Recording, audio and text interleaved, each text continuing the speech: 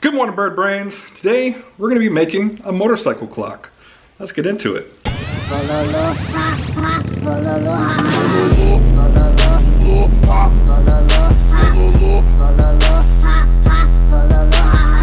So first off, right off the bat, I want to make it clear this is not a tutorial or a how-to. I definitely don't know what the hell I'm doing. I'm simply a fat ginger with a camera who now has access to a welder. In case you missed it, a few months back I got a wild hair up my ass and decided that I wanted to try my hand at TIG welding. And I have used this TIG welder I think twice since I bought it, which is very financially irresponsible, but mostly it was just due to timing. I didn't have the time, but now we are, still under lockdown. We're not really supposed to leave the house or do anything. So I decided what better a time to start trying my hand at things. So right when I got the welder, I asked our buddy Super Dave, who works at a local bike shop, to give me some spare parts, sprockets, chains, things of that sort.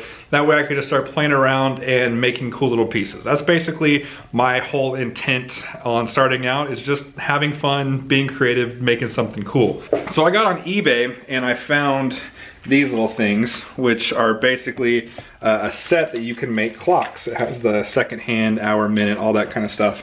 So today, what I think I'm going to try to do is make a clock out of a sprocket and maybe a little bit of chain. Don't quite know what I'm doing, but yeah, we'll just kind of go at it and see what we come up with. So let's hit that time lapse.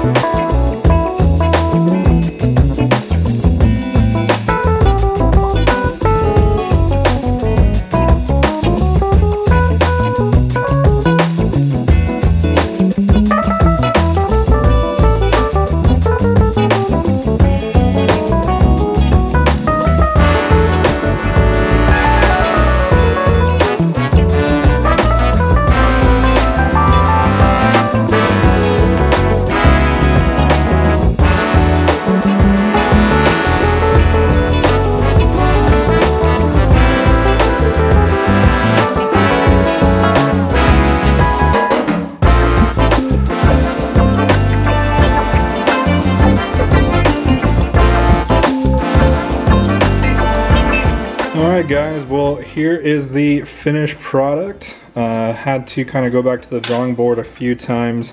My main issue, hold on, let me get another one of these little clock sets out. Okay, so here's my main issue with these clock sets is that you pretty much have to make a hole which is 5/16 wide. That's not a big deal, but the problem is the depth. So this is a 14mm wrench for reference.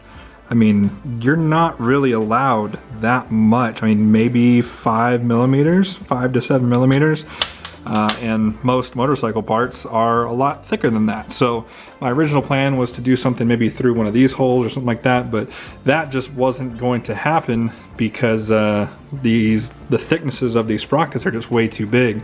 And I don't have any like plate metal or anything like that. So what I did was I took a couple of chain linkages, and my original plan was to put these on the outside, but another issue with these boxes is that the box itself is huge. So I mean, the box wouldn't even fit inside of this smaller sprocket here. So I kind of had to run it back behind and then do like this weird little bendy thing with the arms, which honestly doesn't look half bad, but just not exactly what I had in mind when we first set out. Actually, I'm quite disappointed, to be 100% honest. The welding portion of it, as you can see, is hideous as hell. Kind of reconsidering doing this as welding practice.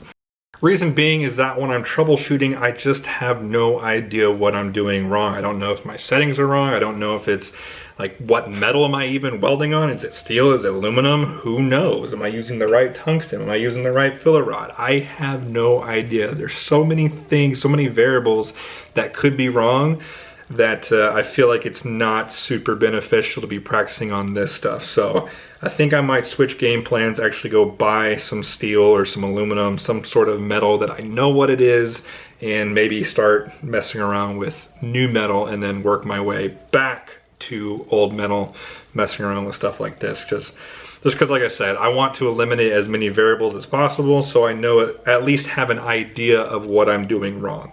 Well guys, I hope you enjoyed the video nonetheless. I have a sprocket clock now, so that's kind of cool.